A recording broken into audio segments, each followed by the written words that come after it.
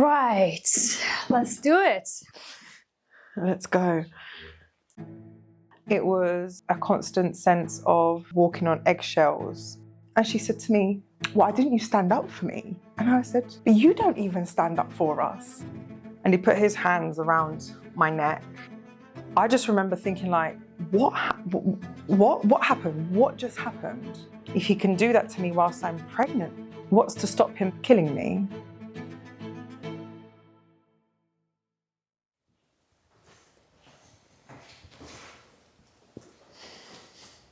My name is Layla Doughty, and this is my survival story of domestic abuse.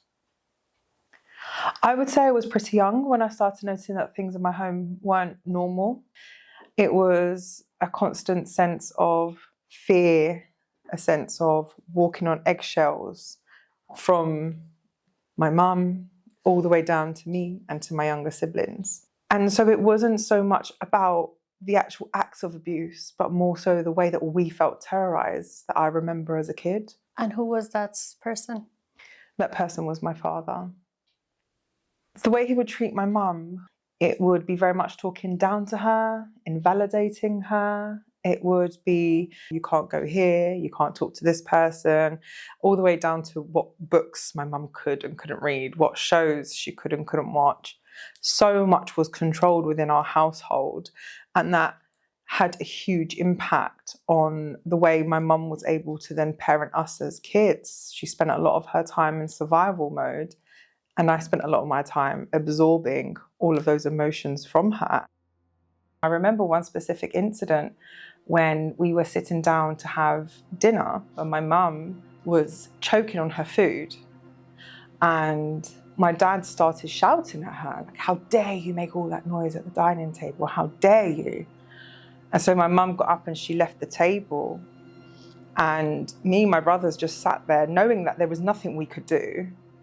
And after dinner, I remember going upstairs and asking my mum if she was okay.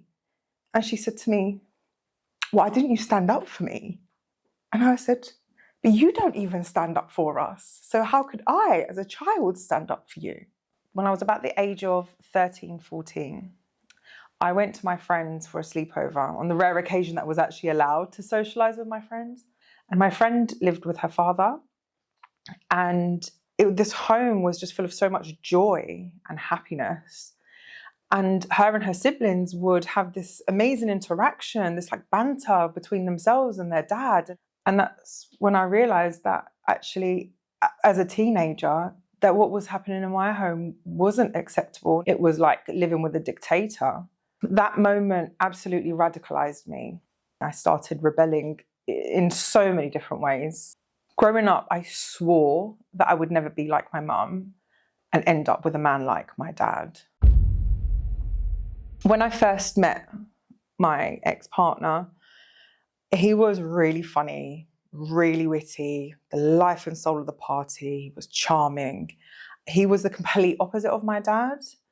And I thought, oh, I did it. Like, I cracked it. I'm not going to be like my mum, and I'm not going to be with a man like my dad. I'm originally Albanian, and in my culture, it's really frowned upon for women to date outside the culture, and that's exactly what I did. I not only was dating a man that was outside the culture, I was dating a man that was a different race. And I knew that if I wanted to be with him long term, and especially have a family with him, that I would be outcasted and ostracized from my community. And that's exactly what happened. So we dated about a year before the relationship became official. And after the relationship became official was really when the emotional abuse and the gaslighting started.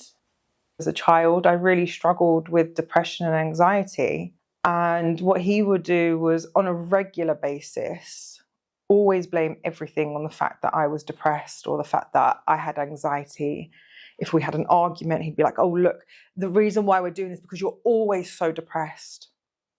I walk on eggshells because of your anxiety." If I look back now, I see that actually he was adding to my depression and to the anxiety. By the time I believed it, I used to think, oh my God, yeah, he's right. The emotional abuse was very much based on no one's going to love you like I do. Even if we had just like a small tiny tiff, he'd always be like, I'm going to break up with you. I don't want to be with you. And then the next breath would tell me no one else could love me. I was unlovable, that no one else would ever want me. It took about 7 months of emotional abuse and gaslighting before the actual first violent incident happened. It was Christmas Eve. I'd gone out with my friends. I was supposed to spend Christmas Day with him and his family the next day. And so he offered to pick me up. And I'd missed the last train. So I got a lift from my friend and her brother. They dropped me to the train station, and he picks me up from the train station. We got into an argument. It was something around timings, whether I was late or he was late. And the argument just escalated. And I remember thinking at one point, like, okay, Lay, just stop. Like, just go home, go back to his, just sleep on it, wake up tomorrow, it's Christmas Day, everything's going to be fine. We got back to his and we got into bed, and the arguing just continued. Like, he just would not let off at all. And it just escalated and escalated and escalated. And I noticed him get up out of bed. And it was like all of a sudden he was just so much bigger than he normally is.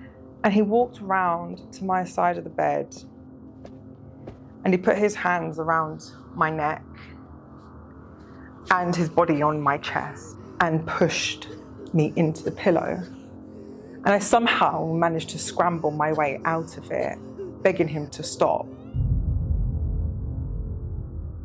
I just remember thinking, like, what happened? What just happened? I said to him, why did you do that? Why would you do that to me? And he said, you made me do it. I've never done that to another woman before. You made me do that. You bring out the worst in me. I was like, oh yeah, that makes sense. Yeah, it is my fault.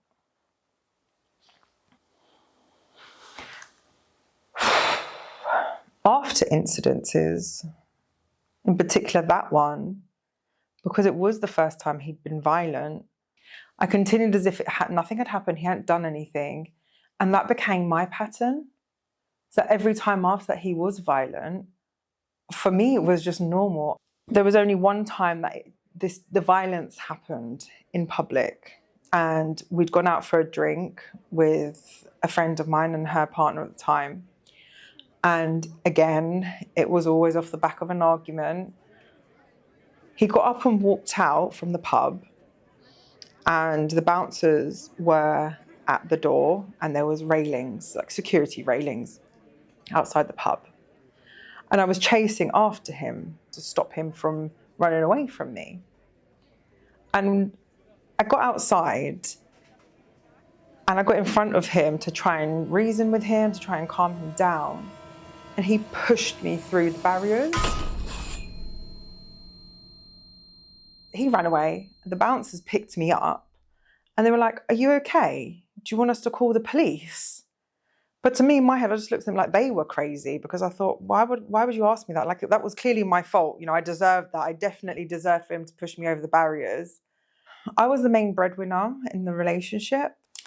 And there's this notion that women who are victims of domestic abuse are weak, financially reliant on their perpetrator. And for me, it was the complete opposite. I had a really good job and was financially stable, was independent. So I didn't see myself as a victim almost till the very end.